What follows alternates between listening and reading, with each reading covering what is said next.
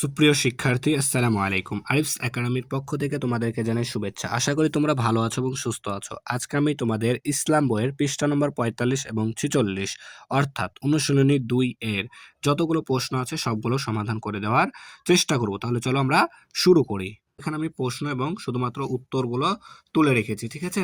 তো ১ নাম্বার দেখো, ক নাম্বার, হযরত ইব্রাহিম আলাইহিস সালাম এর উপাধি কি ছিল? তাহলে আমরা জানি কি হযরত ইব্রাহিম আলাইহিস সালামের উপাধি ছিল খলিলুল্লাহ, ঠিক আছে? খ নাম্বার, হযরত মুহাম্মদ সাল্লাল্লাহু আলাইহি ওয়াসাল্লামের উদ্যোগে গঠিত হিলফুল ফুজল কি ছিল? হিলফুল ফুজল ছিল ৩ একটি সেবা সংঘ, তাই না? একটি সেবা সংঘ। ৪ নাম্বার, ৩ গ নাম্বার, কিভাবে হযরত ইব্রাহিম আলাইহিস সালামের আত্মত্যাগের আদর্শ অনুসরণ করা যায়? উত্তর ৩ আল্লাহর জন্য সবচেয়ে প্রিয় বস্তু অর্থাৎ প্রিয় জিনিস ত্যাগ করে, তাই না? এরপর দেখো ঘ নাম্বার, কোনটি হযরত মূসা আলাইহিস সালামের অনুসরণীয় আদর্শ? তাহলে উত্তর ৩ সত্য ও ন্যায়ের পক্ষে থাকা। ঙ নাম্বার দেখো, কিভাবে হযরত মুহাম্মদ সাল্লাল্লাহু আলাইহি ওয়াসাল্লাম এর কৈশোরকালীন আদর্শ অনুসরণ করা যায়? উত্তর ৩ কথা ও কাজে নম্রতা ও শিষ্টাচার বজায় রেখে, ঠিক আছে? চ নাম্বার দেখো, খলিফা ওমর রাদিয়াল্লাহু তাআলা আনহু এর অনুসরণীয় আদর্শ কোনটি? উত্তর ৩ মানুষ হিসেবে শাসক ভৃত্যের সমান মর্যাদা, ঠিক আছে?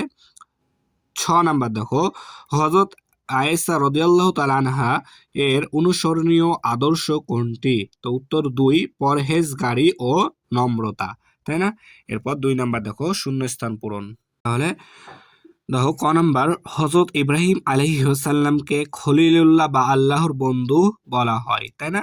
তাহলে ইব্রাহিম আলাইহিস সালাম, তাহলে হযরত ইব্রাহিম আলাইহিস সালামকে খলিলুল্লাহ বা আল্লাহর বন্ধু বলা হয়।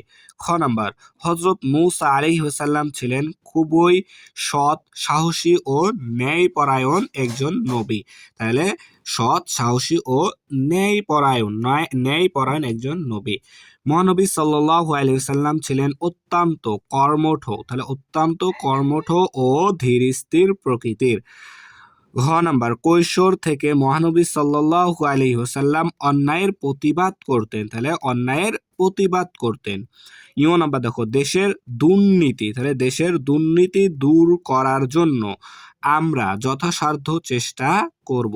তাহলে দুর্নীতি দূর করার জন্য কি আমরা যথাসাধ্য চেষ্টা করব, তাই না? চ নাম্বার দেখো, গৃহকর্মীদের সঙ্গে বসে খাবার গ্রহণ মহানবী সাল্লাল্লাহু আলাইহি ওয়াসাল্লাম এর একটি অনুসরণীয় আদর্শ। তাহলে গৃহকর্মীদের সঙ্গে বসে খাবার গ্রহণ করা কি মহানবী সাল্লাল্লাহু আলাইহি ওয়াসাল্লাম এর একটি আদর্শ। হ্যাঁ, ঠিক আছে? তাহলে এবার দেখো ৩ নাম্বারটা বাম পাশের সাথে ডান পাশের মিলকরণ, তো এখানে উত্তর লেখাই আছে, ঠিক আছে? তো দেখো ক নাম্বার, হযরত ইব্রাহিম আলাইহিস সালাম এর জীবন থেকে শিক্ষা হলো সকল অবস্থায় মহান আল্লাহর আনুগত্য করা, ঠিক আছে? খ নাম্বার, হযরত মূসা আলাইহিস সালাম একজন নবী ও রাসূল ছিলেন।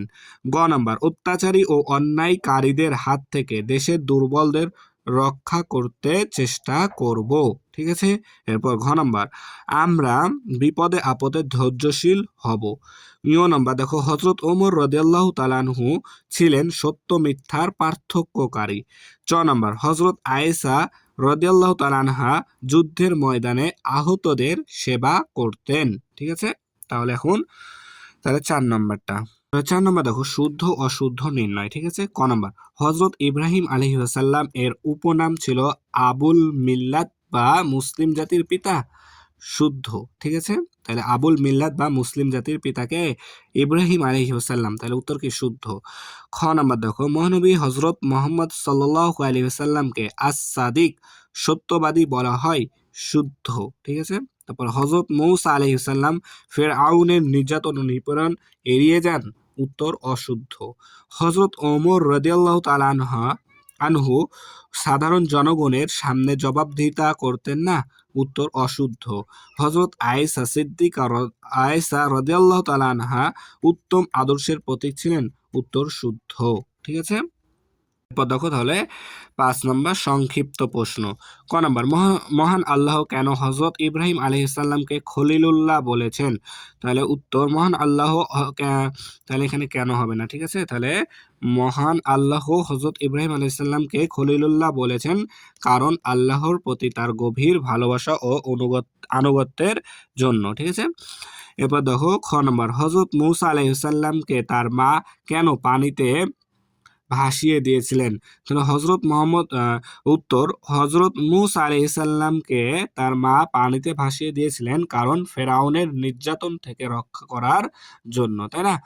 তারপরে গ নাম্বার দেখো, পৃথিবীতে প্রথম ইবাদতের ঘর কোনটি এবং এটি কে নির্মাণ করেন? তাহলে পৃথিবীতে প্রথম ইবাদতের ঘর কাবা ঘর হযরত ইব্রাহিম আলাইহিস সালাম ও হযরত ইসমাইল আলাইহিস সালাম নির্মাণ করেন। তাহলে এই কাবা ঘরটি কে নির্মাণ করেন?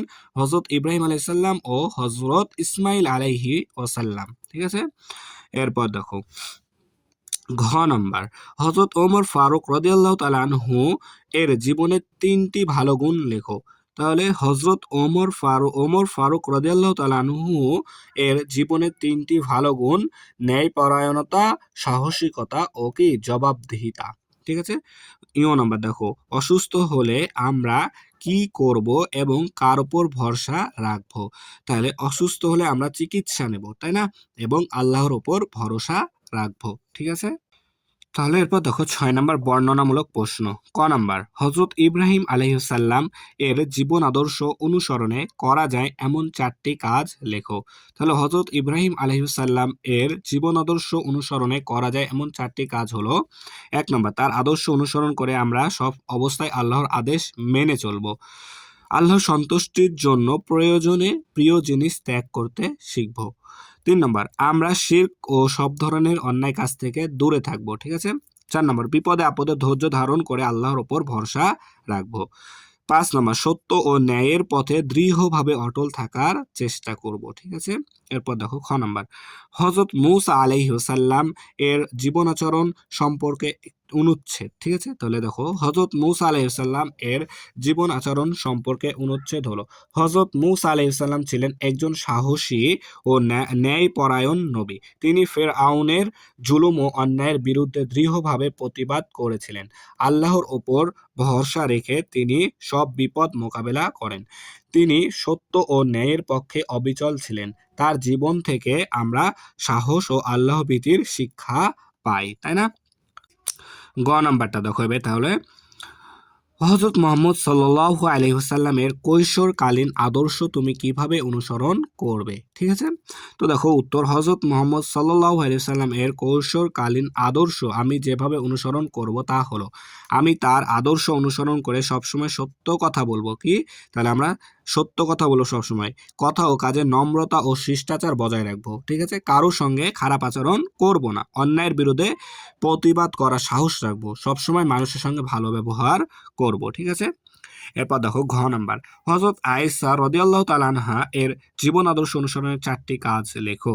তাহলে হযরত আয়েশা রাদিয়াল্লাহু তাআলা আনহা এর জীবন আদর্শ অনুসরণের 4টি কাজ হলো: 1 নম্বর, তার আদর্শ অনুসরণ করে আমরা জ্ঞান অর্জনে আগ্রহী হব। তার আদর্শ অনুসরণ করে কি আমরা জ্ঞান অর্জনে আগ্রহী হব। 2 নাম্বার, তিনি নম্র ও ভদ্র আচরণ করতেন। আমরাও অহংকার পরিহার করে নম্র থাকব, ঠিক আছে? এরপর দেখো, তিনি অসহায়দের সেবায় এগিয়ে আসতেন। আমরাও মানুষের উপকারে নিজেকে নিয়োজিত রাখবো, ঠিক আছে? তাহলে সবগুলো প্রশ্ন কিন্তু আমাদের সমাধান করা হয়ে গেল, ঠিক আছে? তাহলে তোমরা আশা করি বুঝতে পেরেছো, ঠিক আছে? তাহলে আজকে এই পর্যন্তই। ভিডিওটি ভালো লাগলে অবশ্যই লাইক, কমেন্ট, শেয়ার করতে ভুলবেন এবং পরবর্তী ভিডিও সবার আগে পেতে আমাদের চ্যানেলটি সাবস্ক্রাইব করে রাখো। আল্লাহ হাফেজ। আসসালামু আলাইকুম ওয়া রাহমাতুল্লাহ।